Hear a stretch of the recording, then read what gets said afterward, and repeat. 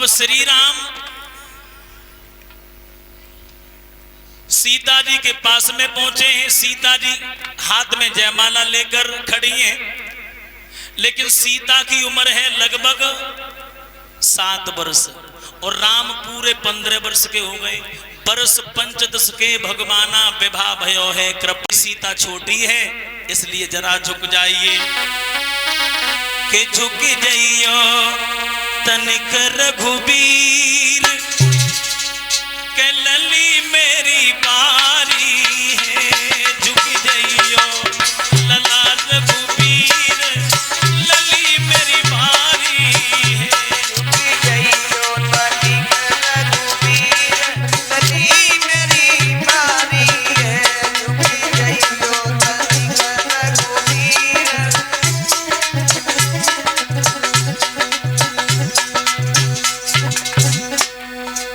सखियां बोली हैं 7 बरस की सुता हमारी, 7 बरस की सुता हमारी, तुम 15 के हो रघुबीर लली मेरी बारी है, तुम 15 रघुबीर लली मेरी बारी है, झुक जाइयो तनिक रघुबीर लली मेरी बारी है। जय हो।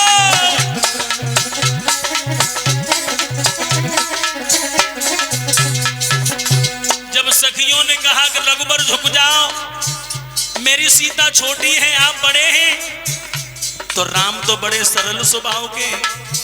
तो श्री राम झुक रहे थे, झुकना चाहते थे, लेकिन लक्ष्मण खड़े हो गए, बोले भैया ससुराल में भौजाई के सामने पहली बार झुक रहे, जिंदगी भर झुकना ही पड़ेगा, तास सतत ठाड़े रहो।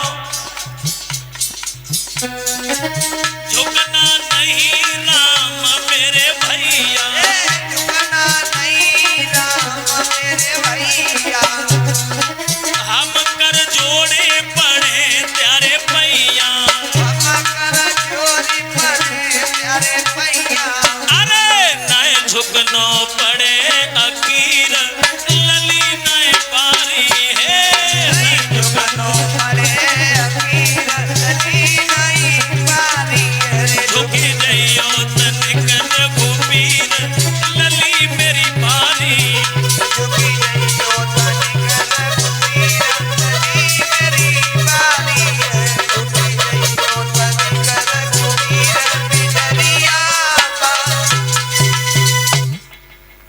जैसे इतनी बात सुनी है, लक्ष्मण बोले भैया सतत ठाड़े रहो,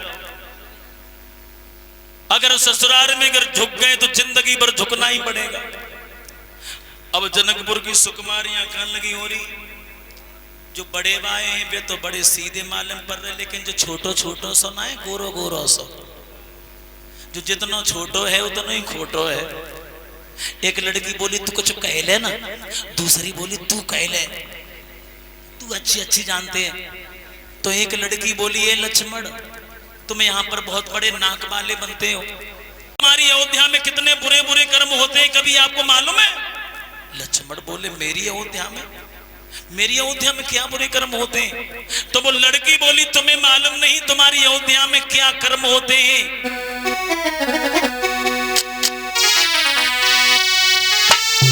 क्या धीर से होते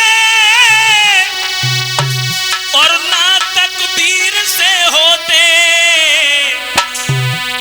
और बहाबतपुरी में बच्चे पैदा खीर से होते, बहाबतपुरी में बच्चे पैदा खीर से होते।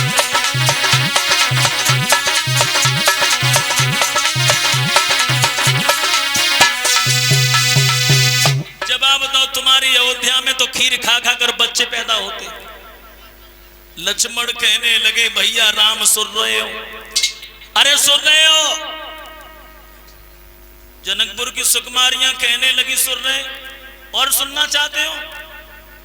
अरे तुम्हारे तो बाप का भी पता नहीं है, तुम्हारा कौन बाप है, तुम तो बिना बाप के हो। लक्ष्मण बोले भैया अब हमें आज्ञा दे दो।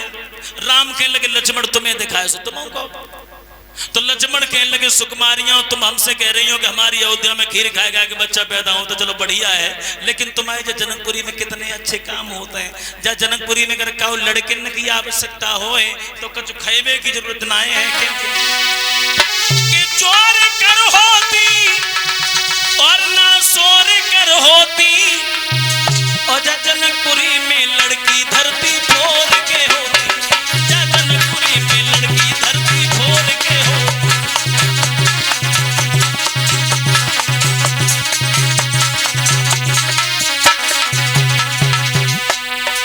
सीता का जन्म पृथ्वी से हुआ तो लक्ष्मण ने नौला पे दहला मार दिया, कहा हमारे यहाँ तो खीर खा खा कर बच्चे पैदा होते, लेकिन तुम्हारी जनकपुरी में अगर काऊ को लड़किन की आवश्यकता हो तो कुछ खाइबे की जरूरत ना है।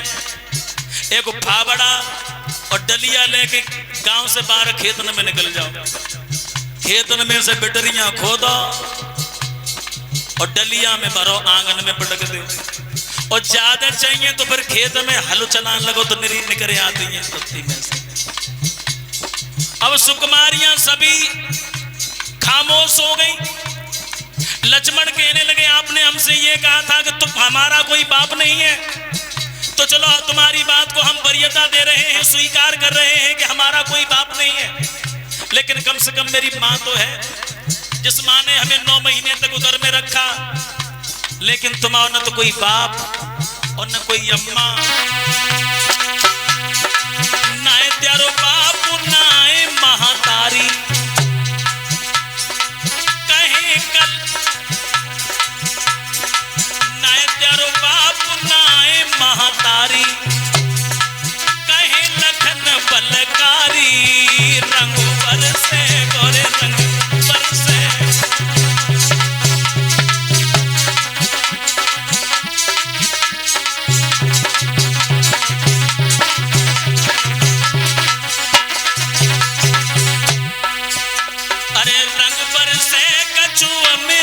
बरसे और बरसे कस्तूरी राम रंगो बरसे गो रंग बरसे।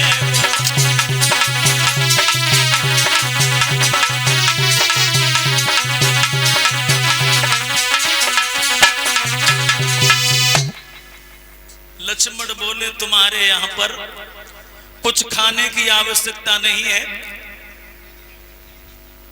और जैसी नौला पे दहला मारो सब बिटरियां वहां से भागी हैं। मां सुनैना के पास में पहुंची, जवाब दो मैया राम तो बड़े सीधे हैं लेकिन छोटो बारो है ना, लक्ष्मण बड़ो छोटो तो है लेकिन खोटो बहुत।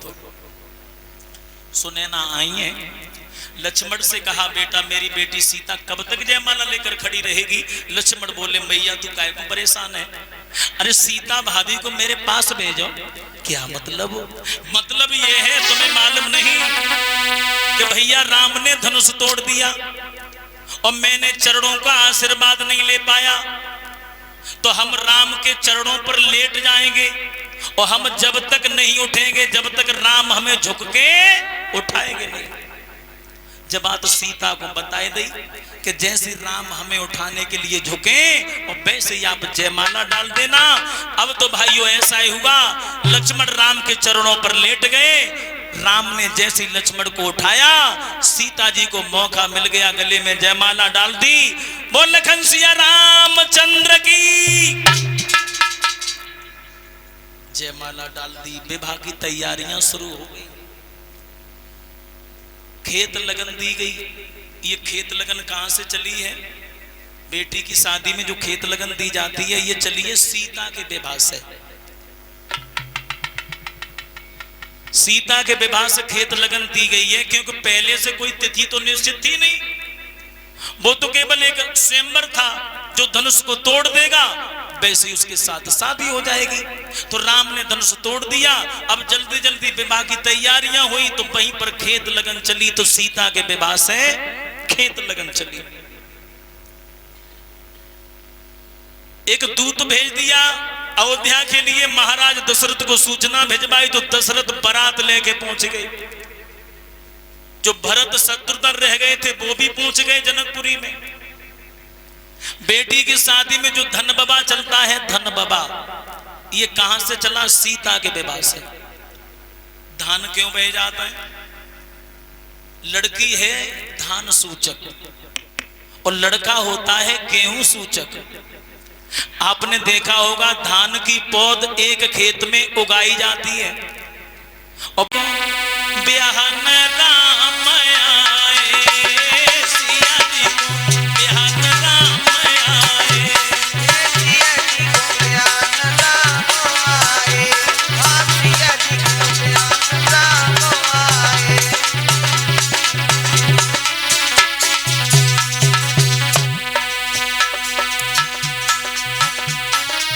जब सिया जी की लिखी थी लगुनिया, जब सिया जी की लिखी थी लगुनिया, तो रकम रकम कागज आए, सिया जी को बिहान राम आए, सिया जी को। हाँ सिया जी को बिहान राम आए।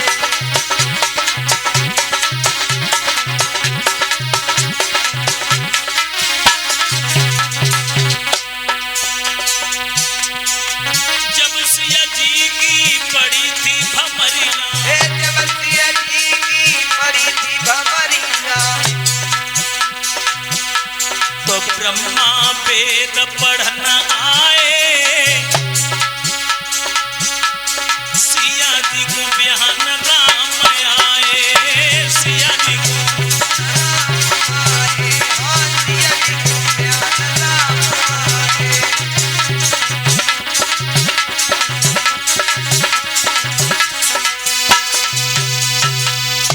ब्रह्मा जी वेदों की व्याख्या करने आए। ददसुत मीणा नाम के दो ब्राह्मण बुलवाए गए हैं जिन्होंने सीता जी का विवाह पढ़ा है। इस तरह से सीता जी का विवाह हुआ। विवाह होने के बाद में धान बह गई। उसके बाद में कुमार कलेबा के लिए बुलाया गया और ये कुमार कलेबा के लिए चारों भाई चले, राम लक्ष्मण भरत शत्रुघ्न। तो सखियां जो आजकल जो विवाह में बेटी की शादी में जो गारी गाई जाती है, कहां से चली? सीता के विवाह से। छरजे पे ठाड़ी नारी री श्री राम को दे रही गारी, कोई ढोलक लेके आई खड़ताल बजाए रही जगी सारी, श्री राम को दे रही गारी। तुझे गारी कहां से चली? सीता के विवाह से। लेकिन आजकल की तरह से गारी ना है। आजकल तुझे दावती ना खान देती सारे समझी तैसी बराए तो घूरे पड़ रही है, तुम काय को लजाए को आए, जने का खाते हैं बताना, काय को आए लजाए को साहूकार के द्वार। सीता के विवाह में ऐसी गाली नहीं गाई गई थी। सीता के विवाह में कैसी जीवनारे गाई गई थी मालूम है? ऊपर छज्जे पर सब सखियां बैठी हैं, चारों भाई कलेबा कर रहे थे। तो एक लड़की कहने लगी, होरी बहन राम से तो बहुत कुछ, वो लक्ष्मण से तो बहुत कुछ कह लिया, लेकिन सीता का विवाह राम के साथ हो गया, राम पूरे विवाह में बोले ना है। एक लड़की बोली तो बुलवाए को सऊर ही ना है, हम ऐसी कहें से ने बोलते ही बने। दूसरी बोली तो काय के लिए मोल टकाए बैठी है, फिर कह ले। तो एक लड़की बोली राम से, राम बैठे हैं। तो एक लड़की बोली रघुबर सुनो कि धनुष बाले ओ मुकुट बाले, तेरे तीनों भैया गोरे तुम काए कारे, तीनों भैया गोरे राम काए कारे, हाँ तीनों भैया।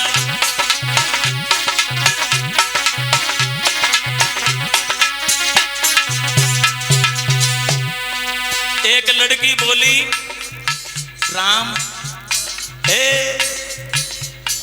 तीन भैया गोरे, तुम कहां से आए बताओ। अब राम तो बड़े सीधे स्वभाव के हैं, सरल स्वभाव के, मंद मंद मुस्कुराने लगे। लेकिन लक्ष्मण को गुस्सा आने लगी। लक्ष्मण राम की तरफ देखने लगे। अब राम तो मुस्कुरा रहे हैं, लेकिन लक्ष्मण भनभना रहे हैं। तो लक्ष्मण ने कही तुम पे जवाब ना आए तो मैं दे दूं। बोले कुछ नहीं, आंखों में ये सारा मांगा, आंखों में। अगर तुमने कह पाओ तो मैं दूं जवाब। तो राम ने भी इशारा कर दिया, दे दो। तो लक्ष्मण खड़े हो गए, बोले सुकुमारियां सुनो, तुम कह रही हो राम काय पुकारे, तुम्हारे प्रश्न का उत्तर अगर छोटे भैया दे दें, बड़ों को बोलने की क्या आवश्यकता है? अरे हम बता रहे काय पुकारे। अरे लक्ष्मण जी तब बोलन लागे, सुनो जनकपुर वाले, तुम्हें हम बताए काय पुकारे। लक्ष्मण जी तब बोलन लागे, सुनो जनकपुर वाले। और रामचंद्र को सीता भी आई। अब तीन डरे ही कुआरे, ताई से कारे, ताई से कारे, ताई से कारे, ताई से कारे।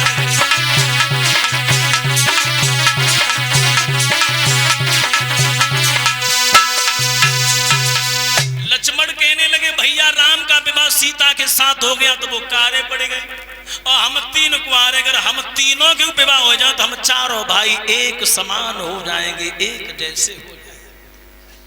अब तो बड़ा हर्ष उल्लास हुआ वहां पर। जनक भी हंसने लगे, विश्वामित्र भी हंसने लगे, वशिष्ठ भी हंसने लगे। बहुत मनोविनोद होगा।